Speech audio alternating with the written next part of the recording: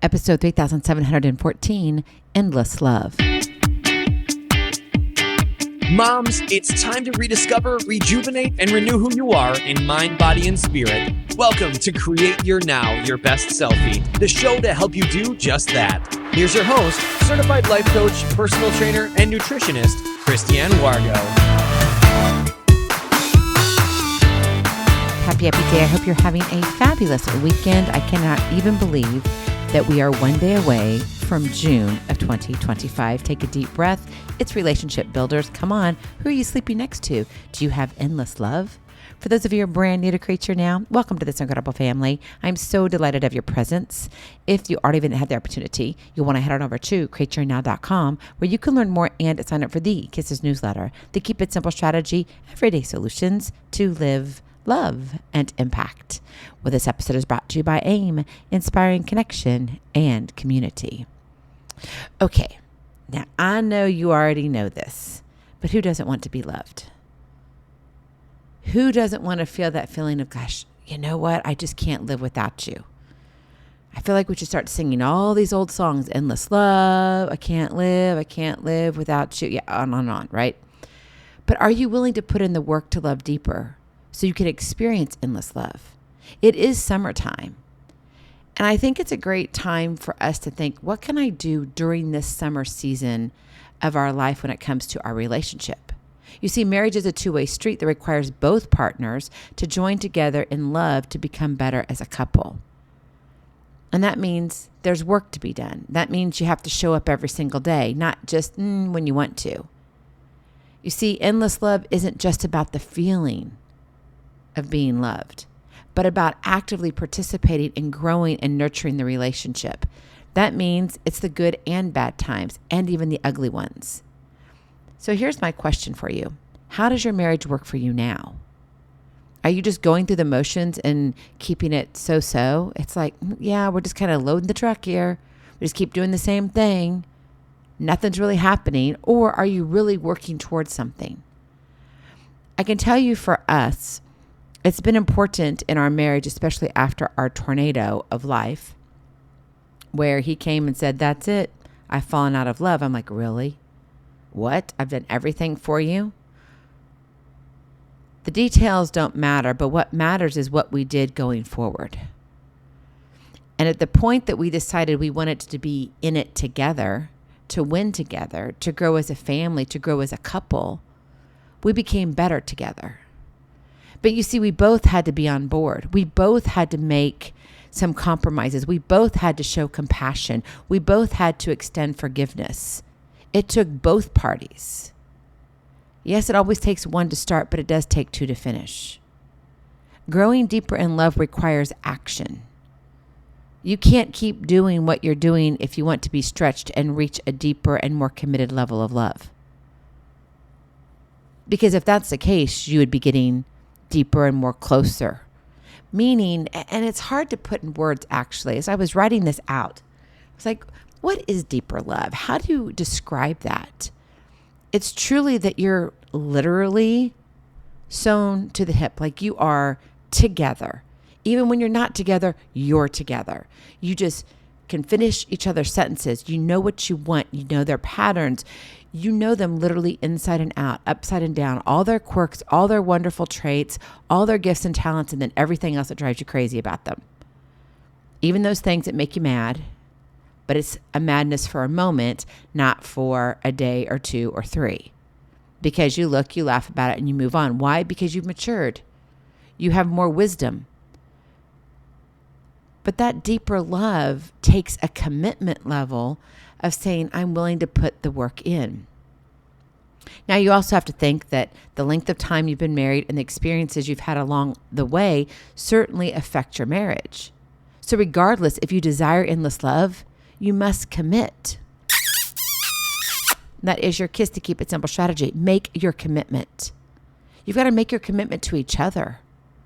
A lot of times it's like, oh no, I'm making my commitment to myself. And we think this is what I need in the marriage. Remember, marriage is a two-way street. Yes, it takes one to start, but two to finish. And that 2 to finish means, okay, you've worked well on you with the 1 to start, but the 2 to finish is saying, okay, now I'm coming to you. How can I serve you better? What does it look like? How can I love you in a manner that only I can? We have to have a selfless love, an unconditional love, a love, honestly, that showed to us through God himself when he sent his son, Jesus Christ. We are loved unconditionally. Are we doing that to our spouse? Because if not, I'm just going to say you're failing. And that's not to put you down. It's not to say that someone's better or worse. It's just to put a fact attached to where you are right now, not the feeling. You can act on a fact, but it's hard to act on a feeling. So what does it look like to make your commitment and to make it count in order to grow that deeper love, that endless love? That's like, yeah, I can't be away from you. And if I am, I'm still tethered to you in a manner that our hearts are always connected. I know. My husband and I, we've had this season of traveling and being apart and then coming together. And I can tell you right now, we are still more in love and more connected, even though at times we've been more apart than together. That's endless love. That's a commitment that goes beyond a feeling. It's a choice. And it's something that takes a daily action. And so if you're not in it to win it, to make that commitment, yeah, you're not going to have that deeper love. You know, when you see those sweet couples, when they're much older, and they're walking down in front of you holding hands, and they're in their 70s and 80s and 90-year-olds, right? And you're seeing them, you're like, I want that. I'm telling you right now, that took commitment. That took sacrifice.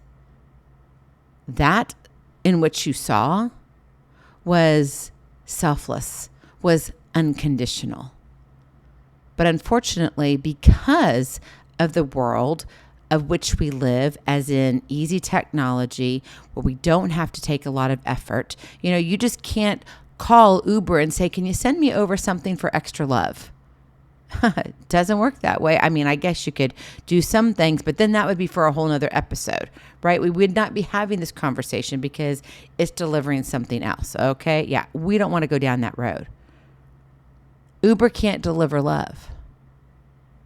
You can't sit here and have love delivered within 5 minutes to your house. Love isn't ordering a pizza online and then eating it up and like, oh, I got it all down. It's fabulous. No, it's a daily commitment, something that you have to show up and do every single day. So what does it look like in real life? Number one, you have to participate in acts of love. Again, love is not a passive emotion, but an active choice that requires continuous effort and commitment. It is ongoing. Love is a verb. Love is an action verb. That means you've got to get off the sidelines. Get your butt out of the lazy boy recliner. Your butt imprint should not be there unless if you're sitting there with your spouse. So show your love through action, such as planning surprise date nights, maybe writing heartfelt letters. We did something on that before about writing a love letter, or simply being present and attentive to your partner's needs. Maybe actually take out the trash before your spouse says, will you take out the trash for me? Will you pick up the kids for me? Like, actually engage and think ahead. Be responsive, not reactive. Wow. If we could just learn the difference between those two words, it would shift your marriage. Seriously. Responsive, not reactive. Most of the time we're reacting. Oh man, why didn't you do this? And you wonder why there's fights, disagreements, because we're not paying attention. Acts of love means you're engaged. You're paying attention. You're watching the patterns. You're seeing your partner for who he or she is. So participate in acts of love. Number 2, cultivate compassion and understanding. True love, undeniable true love, thrives in an environment of compassion and understanding. So take that time to listen to what your spouse is saying. empathize, not sympathize, but empathize with their feelings. Listen. That doesn't mean you have to get hung up on the feelings, but you need to honor them and empathize with them and communicate openly and honestly. Practice compassion by acknowledging and validating each other's emotions, even in challenging situations. I hear what you're saying, babe. Not this. Oh, I hear what you're saying, but you need to do this. And why didn't you do it this way? That's not compassion and understanding. I see what you're saying there. Stop talking. How did you feel when that happened? I'm sorry it happened to you. You don't have to try to fix things all the time. You may just need to sit there and listen. Your spouse, in fact, every human being in the world, wants to be seen and heard. If you can accomplish that, your love will grow deeper. And when you foster a space of understanding and acceptance, you create the foundation for deep and lasting love. It grows. You want to have a love so deep and so strong. I mean, think of it as a lake. And as the winter gets colder and colder and colder, right? The lake freezes and the ice, the water itself freezes and it gets thicker and thicker and thicker. That's what you want to build. So that no matter what drives on that lake, it's not going to crack. And if it does, it's still going to sustain. Why? Because the ice is so deep. The love goes so deep that it's not going to be shaken. And then finally, number 3, serve with a generous heart. Serving is a powerful expression of love. And it just goes beyond words and gestures. And I mean serving as in not sitting there and acting like I'm going to be your waiter and I'm going to take care of you. I'm going to dress cutely and whatever. Yeah, fine. Play all that stuff later. I'm talking about serving as in, okay, I'm going to serve you selflessly through acts of kindness, supporting their dreams, right? Being a source of encouragement and strength. When things seem to be going south, it's like, nope. I'm going to bring you back up. When things aren't going well at work, when the kids are driving your spouse crazy, it's like, okay, let's kind of calm this down. You want to be able to retreat to each other for that support. And in order to do that, you have to serve with a generous heart. Your heart has to grow. You know, we have 5 children, and it's amazing. I love them, every single one of them. They are so different. And yes, I know everybody says, oh yeah, each one is so different. Oh, no. Ours is like literally so different, but yet they come from the same mama and dada. And yes, but it's interesting because now that we have grandbabies, I look at it and it's like, how can you have more love to give? It's because your heart grows. And your heart grows because you're willing to let it expand. You're serving with a selfless heart. You're seeing them for who they are and where they are.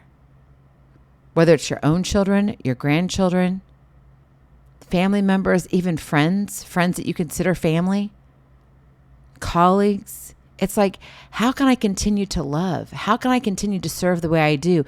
Because it's unconditional. Because a heart can grow.